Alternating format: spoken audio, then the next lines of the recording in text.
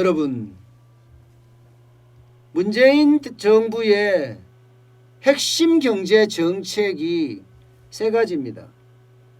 소득 주도 성장 정책이 있고요. 공정 경제가 있고요. 여기에 혁신 성장이 있습니다. 그런데 여러분도 잘 아시겠지만 혁신 성장이라는 것은 안 보이죠. 그죠?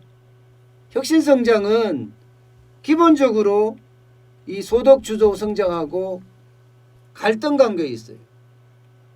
소득 주도 성장 정책을 실천을 하면 혁신 성장 그거 따라가지를 못하게 돼 있는 그런 구조입니다. 왜?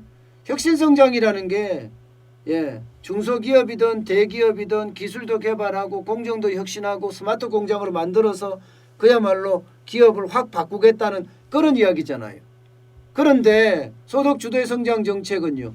쉽게 말하면 주 52시간제 도입하고 최저임금 올리고 비정규직에 정규직화 시키고 이러니 기업이 최저임금 올려주고 주 52시간제 하면 사람 더 뽑아야 되거든요.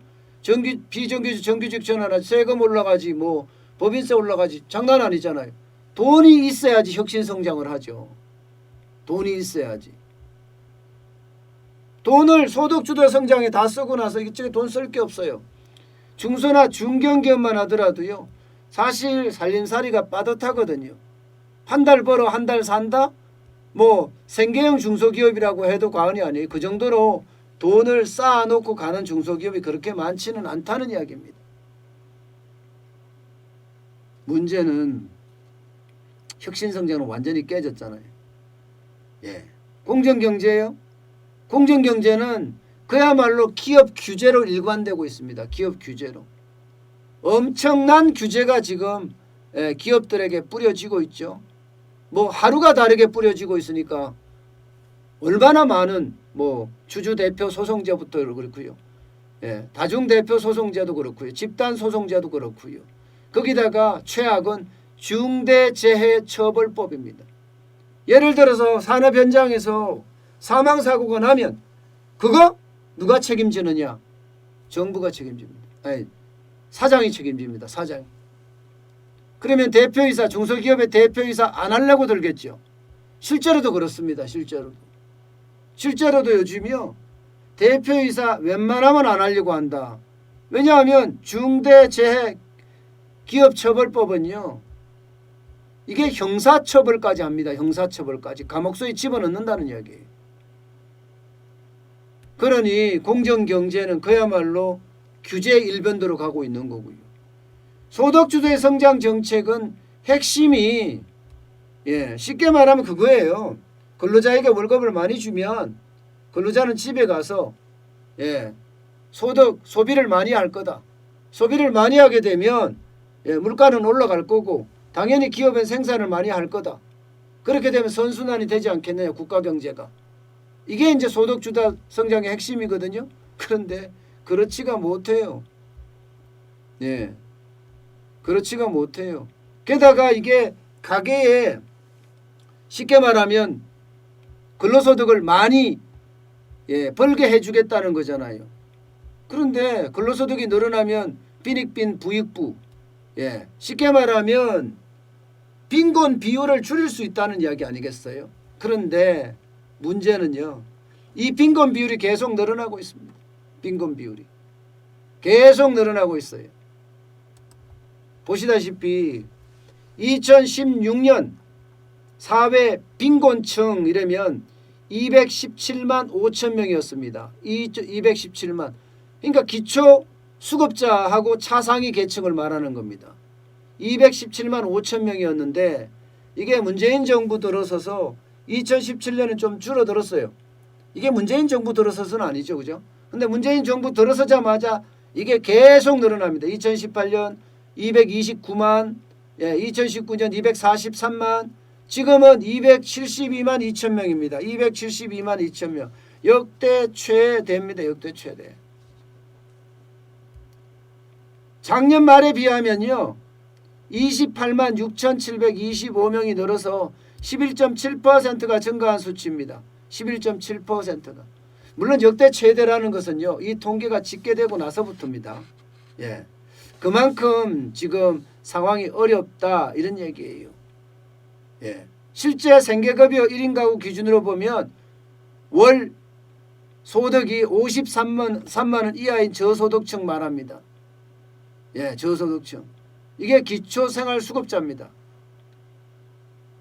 이게 여러분 이렇게까지 줄어든다는 것은요. 지금 정부의 정책이 완전 실패했다는 이야기입니다. 완전 실패했다는 이야기. 연간 16만 명씩 계속 늘어나는 꼴이었다. 이렇게 평가하고 있거든요. 16만 명씩. 결국은 이게 왜 이렇게 됐을까 여러분? 왜 이렇게 됐을까? 바로요. 최저임금 너무 많이 올려서 그래요. 지금 한 3, 4년간 문재인 정부 기간 동안 30%도 더 올렸습니다. 이게 최저임금은 기본급이 오르거든요. 그러면 기본급이 오르면 월급 수당도 오릅니다.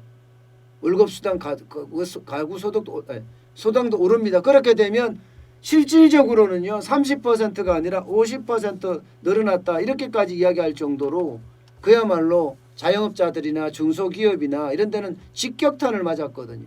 그러다 보니까 있는 사람들 20년씩 함께 일하던 사람들 30년씩 함께 일하던 사람들 다 내보냈어요. 실제 일용직 일자리 임시 일자리 11월 기준으로 보면요 2017년에는 662만 개였습니다. 그런데 2018년에는요 652만 개로 줄어들었거든요. 그러던 것이 2019년엔 636만 개 올해는요 615만 개로 급속도로 지금 줄어들고 있습니다. 급속도로 줄어들게 되면 어떻게 돼요? 그만큼 근로소득이 줄어들고 근로소득이 줄어드니까 빈곤층은 더 많이 늘어난다. 이렇게 이야기할 수 있는 거잖아요. 272만 2천 명이라는 것은요. 절대로 적은 수치가 아닙니다. 실제로 박근혜 정부하고 비교를 해보면요. 정부의 사회 빈곤층 수는 계속 늘어나고 있다. 박근혜 정부 2013년 3월 출범할 때 전체가 198만 2천 명이었습니다. 9월이 돼서 221만 5천 명이었습니다. 늘어나는 속도가 보면. 그런데 문재인 정부 출범할 때는 216만 6천 명이었거든요. 그러면 실제로 문재인 정부 11월 현재로 보면 3년 6개월밖에 지나지 않았지만 272만 2천 명이었으니까 이게 늘어난 숫자가 얼마나 돼요? 늘어난 숫자가 굉장히 크죠. 거의 뭐 몇 배인가요? 거의 한 2.3배 되나요? 2.3배? 그 정도 되죠. 그만큼 많이 늘어난다는 사실이에요. 그만큼 많이. 2.4배 정도 되네. 2.4배. 박근혜 정부는 23만 명 늘어났는데 문재인 정부는 55만 명 늘어났으니까 2.4배 되네요. 2.4배. 그런데요, 여러분. 이게 지금처럼 문재인 정부가 하는 방법 소득 주도 성장을 계속 밀어붙여서 기업들을 어렵게 만들어서 거기에 근로자들이 계속 나가는 방법 이게 가장 어려운 거고요. 여기에다가 여러분 더 힘든 건 사람들이 그만큼 자영업자들에게 힘들다는 충격의 표시다 이렇게 이야기할 수 있습니다. 앞으로도 이게요. 현금을 저렇게 살포하잖아요. 문재인 정부의 현금 살포는 올해도 마찬가지죠. 올해가 복지노동 예산이 200조가 넘는데 내년에도 198조가 넘죠. 현금을 푼다는 것은요. 낚시하는 법을 가르쳐 주는 것이 아니라 물고기를 갖다 주는 거예요. 그냥 물고기는 먹고 나면 끝이에요. 쉽게 말하면 그들에게 기술을 가르쳐서 취업을 할 수 있게끔 만들어줘야 되는데 그렇지 못하다. 지금처럼 현금 살포를 계속한다. 이렇게 되면요. 아마 박근혜 정부하고 차이도 더 커질 거고요. 결국은 빈곤층도 더 많이 늘어나지 않을까 이렇게까지 이야기하고 있습니다. 심지어 영구적 빈곤층으로도 전락할 가능성이 있다. 이런 얘기도 솔솔 나오고 있어요. 그만큼 지금 상황이 심각하다는 이야기입니다. 결국 소득 주도의 성장 정책을 목놓아 실천했지만 결과는 대실패다. 정책의 대실패다. 이렇게 이야기할 수 있는 거죠. 그만큼 문재인 정부는 이게 기업을 옥죄니까 자영업자를 조져놓으니까 이게 고용이 그만큼 악화됐다는 그런 이야기예요. 참 심각합니다. 그죠?